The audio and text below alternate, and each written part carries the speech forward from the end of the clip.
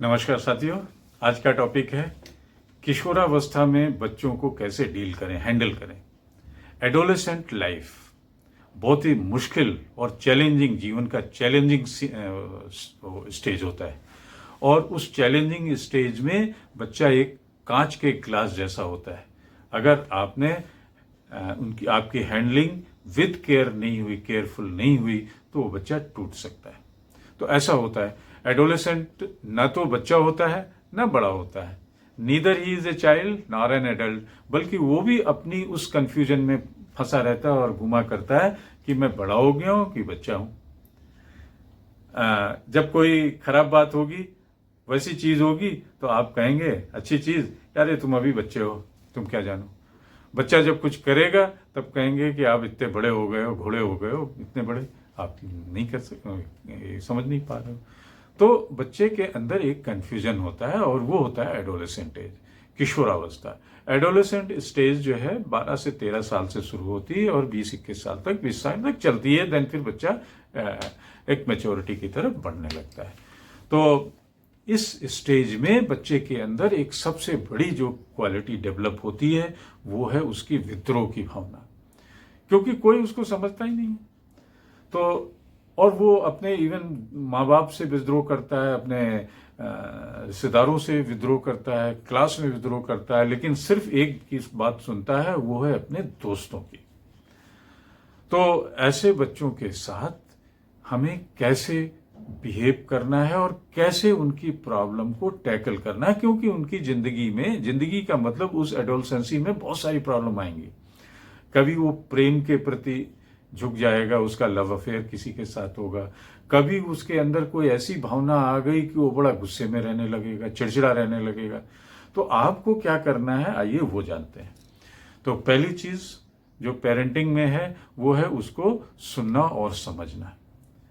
आपको उसकी बात को सुनना है, संवेदनशील होना है, और ये परिवर्तनशील समय में उसके दृष्टिकोण को जानना भी उतना ही जरूरी है।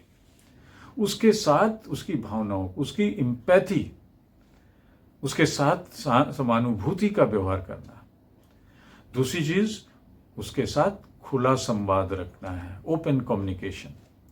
ईमानदारी से उसके साथ बातचीत हो, उसको प्रोत्साहन दिया जाए, उसके विचारों को मोटिवेट किया जाए, उसकी भावनाओं को समझा किया जाए, और ये माहौल क्रिएट किया जाए कि बच्चा बिना डर के आपको अपनी बात बता सके। तीसरी चीज है सीमाएं व नियम। बच्चे को बताया जाए कि नियम नियम होते हैं, रूल इज रूल, और they are meant for all, सभी के लिए हैं। चाहे वो माँ बाप हो, चाहे वो छोटे भाई बहन हो, चाहे वो अड़ोसी पड़ोसी हो। घर के माहौल में घर का नियम, बाहर के माहौल में बाहर का नियम। उनको तोड़ना नहीं है, ये बच्चे को मालूम होना चाहिए, और अगर तोड़ा तो उसका परिणाम क्या होगा ये भी उसको मालूम होना चाहिए। तो सीमाएं और नियम बच्चों को बताने चाहिए। चौथी चीज है कि स्वतंत्रता व जिम्मेवारी। उसको स्वतंत्रता, फ्रीडम मिलनी चाहिए, क्योंकि वो इसी के लिए स्ट्रगल कर रहा होता है। तो स्वयं का निर्णय उसको लेने देना होता है, और उसको जिम्मेवारी बतानी होती है कि भाई तुम एक जिम्मेवार बच्चे बनने वाले हो, आपकी ये जिम्मेवारी हैं, आप अपना डिसीजन लीजिए और जिम्मेवारी पूर्ण ढंग से काम करिए, नियमों का पालन करिए। पांचवी चीज है मॉडल बिहेवियर। खुद को एक मॉडलिंग पोजीशन में रखना है। जैसा आप करेंगे आपका एडोलेसेंट, किशोर बच्चा वैसा ही करेगा।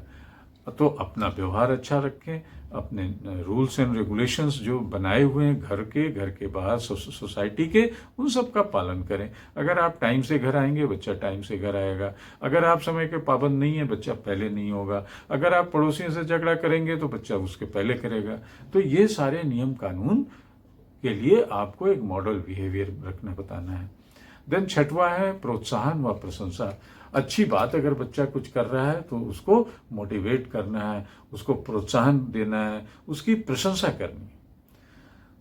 एंड देन अगला पॉइंट है सम्मान व गोपनीयता। बच्चे की सेल्फ रिस्पेक्ट अब बनाए रखनी, क्योंकि वो बच्चा नहीं हो, एडोलेसेंट हो गया, तो उसकी व्यक्तिगत गोपनीयता को बनाए रखना है और उसका सम्मान करना है। अगर वो कोई चीज़ सीक्रेटली आपको बताता है तो आपको उसको सम्मान को ठेस नहीं पहुंचने देनी है। अगर वो कहता है आप किसी को मम्मी या पापा नहीं बताना है तो आपको नहीं बताना है।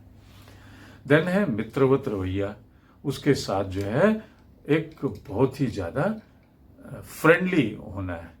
उसको एक कठोर अनुशासन में नहीं रखना है। उस पर मार पिटाई तो अब बिल्कुल नहीं सोचनी है। उसको डांट डपट नहीं होनी है, क्योंकि अगर वो रिवोल्ट कर गया तो फिर आपके बस का नहीं रहेगा। आप किसी दूसरे की मदद लेते घूमोगे, आप टीचर से शिकायत करते घूमोगे जो आपके इस बच्चे के साथ 6 घंटे रह रहा है।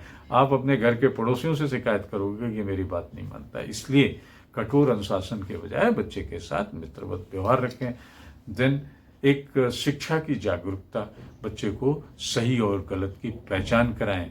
बच्चे को नैतिक मूल्यों की जानकारी हो कि मोरालिटी क्या है। बच्चे को सामाजिक जिम्मेवारियों की जानकारी हो कि समाज की क्या उसकी जिम्मेवारियां हैं सभी की और कैसे क्या करना है। तो ये शिक्षा की जागरूकता भी उसको लानी है उसमें।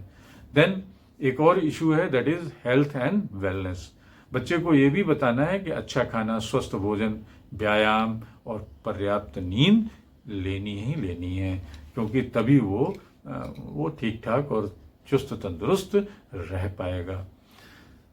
हमेशा एक और चीज़ है, बच्चे को ये विश्वास दिला दें कि जब भी ज़रूरत होगी आप उसके साथ खड़े हैं।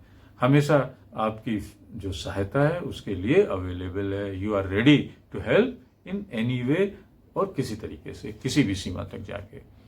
देन अगला जो चीज़ रखनी है वो दैट इज सकारात्मकता, पॉजिटिव एटीट्यूड।